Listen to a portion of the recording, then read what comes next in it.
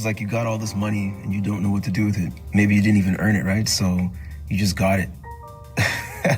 But like either way, it doesn't really matter as long as you figure out what to do with it. And you see these digital assets right now, the constant proliferation is just going to be adopted. That's just what it is. So there's nothing really exciting to say about it other than, the truth is just really knowing what to do with it and what to accumulate, right? Like NFTs, I get the question about NFTs, what NFTs to buy.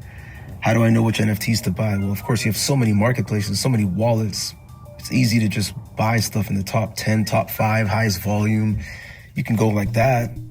But a lot of these things, especially if they have in the sense of Bitcoin ordinals or other types of inscriptions, mostly inscriptions on Bitcoin we're talking about, right? That, JSON data, things like that. These collections, these mints, these fair mints, some of them were, self-inscribed, like Goosenals or maybe some Nookies or some other ones that were sold in a way, like some of the bigger names in the top 10, top 5. Well, there's like Pizza Ninjas or whatever. There's so many, just whatever. But you got like things like Pudgy Penguins though. These mints people are expecting to pay in ETH or to pay whatever denominated like currency. They're totally fine to pay whatever it requires to get this asset. On Bitcoin, sometimes it's different. You pay the minting fee, maybe it's puppets or something like that, whatever. Like, but what to buy though? What to buy? To the point, what to buy? You got to understand. Again, I was just starting with some of the more complicated angles of it. It's really, how was this thing distributed? How was it minted? How was it sold? That has a huge impact on the collection and the virality of that collection and the status, the class that it has within that ecosystem, whether it be Ethereum NFTs or Bitcoin inscriptions, ordinals, something like that. There's so many different kinds, but, let's pause for a minute because we have to remember Bitcoin has many token standards on it. And therefore, transaction speeds or some type of credit system could be issued so easily. If everything exists on the same chain, it could be, infinitely, it's too crazy. It doesn't need fast blocks for anything if you use it in a certain way. If so these token standards can all essentially be their own chain in some way. They can control enough liquidity and encourage enough liquidity to come in on their own. Some of the smaller token standards could be just like a small chain in Cosmos, for example.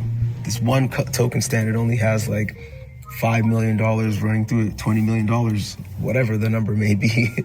And that may be equivalent to a layer 2, right? Or even a layer 3. So yeah, Bitcoin can really house the galaxy in that sense.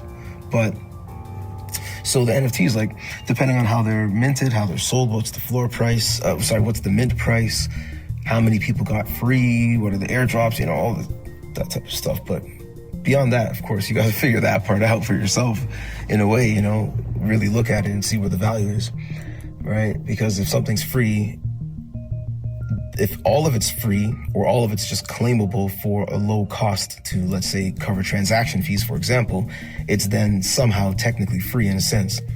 Well, then every sale after that is determined, the price of that sale, the listing price is determined by the holder. That creates a new variable, a new dynamic, very good, strong dynamic, much like mining Bitcoin or mining Ethereum in the earlier times. You got that reward. Yeah, you spent your time, your energy, your technical knowledge and everything, your experience, your money to power these machines, and you got your coins in return. So that's cool to me. I think it just gives another variable. So what to buy? You got to figure out what's happening with the community. What are the values there? What types of connections do they have? Is there any other value that you can receive by holding this asset? This is part of it. All of this is not necessary because look, You may just like the art. I mean, many of us just have these digital assets in our wallet because we like the art or we like the person or both, right? The team that's putting it out, we respect them or want to support them. Or maybe we just want to be early and just grab stuff because we're early. It really doesn't matter whatever way you approach it. But yeah, knowing what to buy and why you want to hold it is very valuable. You know, it's no different than the car that you have in a sense, because you could get a car that costs X amount, or you could add a few extra thousand or tens of thousands to get another one. The performance will likely change as the price goes up. So that's also part of it too. I mean, sometimes the more expensive a collection is, a piece is, perhaps the more pristine it is, the more valuable it is to other people. Resale value could be higher. You know, I mean, you know, so it just depends again. If you want to make money on this, if you really want to make money, you have to understand the long-term value of these assets, or you need to get in at the earliest price when they're minting or when they're on sale.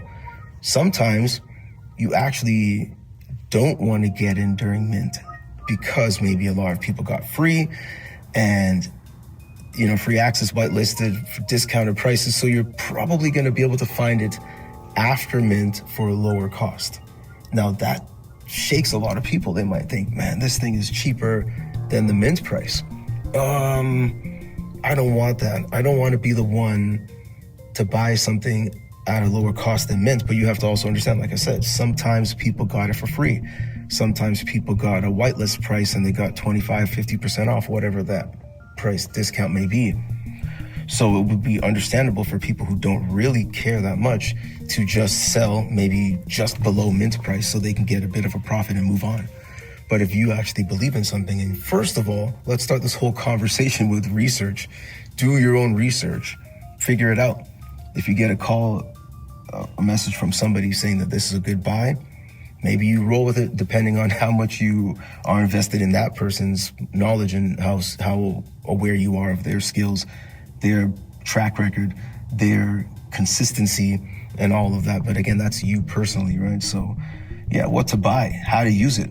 If it's a game asset, an in-game asset, and you know you want a car to get to somewhere faster in the game, and you want to participate in races in the game, well, the only way you can do that is to buy the car.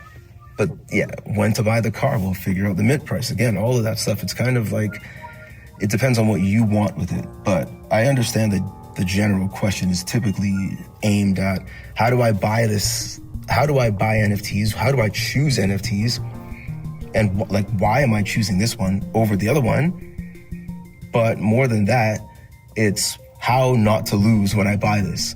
Well, that is also not a guarantee, because the value of any asset is of course dependent upon the strength of the game or the chain or the thought, group that's around that, the leaders, the media, social media, the engagement, all of it, it's all there, So if there's a hot movie that comes out and people are loving it for the summer and it feels really cool and somebody makes a really good collection based off it and it's going to fall and it goes into winter, season changes, and then it's back into spring and now there's a new type of energy that's going, is that movie still exciting? Maybe not. And maybe the value of that NFT is gone in terms of price. So should you sell it when it's up and then consider buying it when it's low? Well, that's also part of it.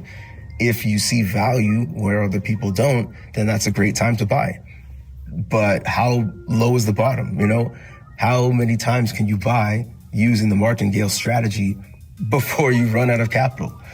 So that's part of it. And of course, that's worth a chat as well. Link in bio, link in description.